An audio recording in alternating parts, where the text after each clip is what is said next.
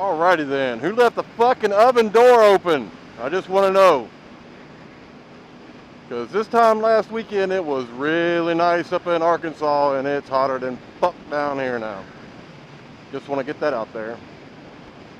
But basically the same thing happened last year. We come home from the Ozarks and it was just hotter than shit.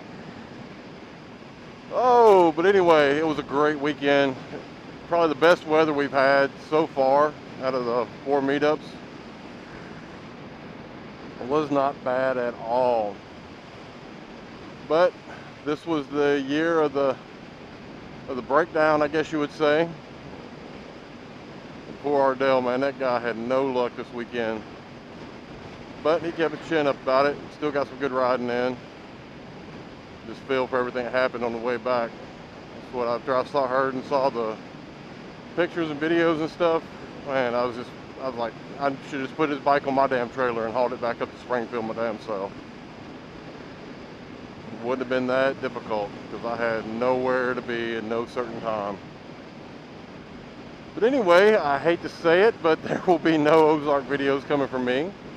And that is not because I didn't try, let me tell you.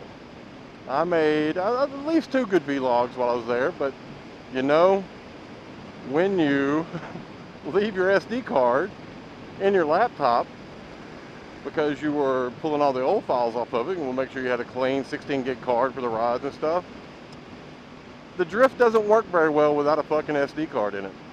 So just note to self, remind yourself, you know, if you ever at a point where you really want to do some videos, make sure you got a goddamn SD card in the fucking camera. But other than that, I made it back. I one-shotted it up on last Thursday night and left here about 10 in the morning. Don't you do it, I asked much. And rolled into the hub about 8:30 that night. Luckily enough, I was planning on making it a two-day ride up, but I wasn't feeling too bad. When I got to about 4 hours out from the hub, so I called Debbie on the phone and asked her if the room was available for Thursday night. She said yes, so I just rolled straight up in there. Got unloaded. God, you wave at me. Yeah, that does a lot of fucking good. What are you doing? Oh, fucking people. Anyway, called her when I was about 4 hours out. I think I was just on, well, probably about halfway between Memphis and Little Rock. She said yes, so I rolled up in there. Got there in time to check in and went over to the restaurant, got something to eat, and then started unloading my truck. And we were on like the main deck, and if you see any pictures of stuff, you'll probably see that there was a lower deck with a few rooms down there. And there was a group of Harley riders, really good people, but they were there for kind of a memorial ride for a friend that had lost earlier in the year. And so they were throwing a pretty good party, celebration of his life, which to me, that's the way things should be done. When I kick the bucket, man, don't fucking cry over me. Have a damn party. Have the biggest damn party in the world. But anyway, back to the story. Britex was down there talking to those guys and stuff, and I kind of stood up on the second deck because I heard his voice and I recognized him, because you figure I haven't seen Britex since 2008 at Deals Gap meetup, so it's been about 4 years. And so I just kind of hung out there. I had went to the truck, grabbed me a couple beers. It was kind of giggling. Finally, I walked down the steps to where he was at. And he thought he recognized me, but when I walked up to him, he knew who I was. So we had a good time sitting there, talking for the rest of the evening. And then we got up the following morning, got ready, and we made a quick run from the hub down to Russellville. Yeah, I guess it's about 80 miles, 80 something miles down there. So it was a couple hour ride. We stopped at the overlook, got some pictures and stuff, and headed on out down south. And we stopped at a little Mexican restaurant, La Huerta. If you're ever in Russellville, it's pretty good Mexican food. That was the first place I've been where their ground beef was actually kind of spicy. Didn't need to add anything to it. So we come back. By the time we got back, I think we were pulling in the parking lot. LJ, Dodge Rider, and Noah were just getting in and unloading their bikes and stuff. So we got to hang out with them for a while as everybody else started rolling in. And it was kind of funny because I pretty much told everybody that I wasn't going to be able to make it this year, which I really wasn't planning on going. I had the bike up for sale and I had some plans I wanted to do with the money and stuff, but come about a few days prior, I decided, fuck it. May not get the chance to do it next year because maybe working, who knows, you know, that's a year off. So I said, fuck it, loaded my shit up, and got out on the road and got up there. So it was a good surprise for everybody.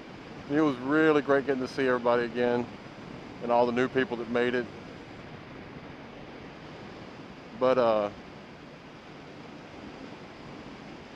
so if you've watched Matt's video, you know about the woes that Ardell went through on Saturday morning, getting up, bike not cranking, and we deduced it down to an electrical problem. It's somewhere in one of the harnesses.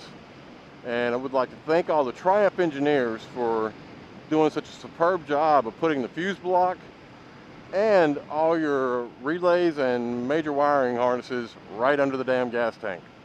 And it's not like up in the front of the gas tank where, you know, you clamshell it up and you actually got, no, it's in the very back of the gas tank.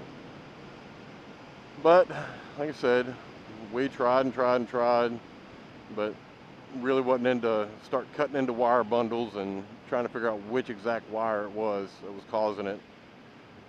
So we loaded up Ardell's Triumph on my trailer, my truck, and we headed up to Springfield to do a bike swap, which wasn't bad. I think it was only, hell, 75, 80 miles up there.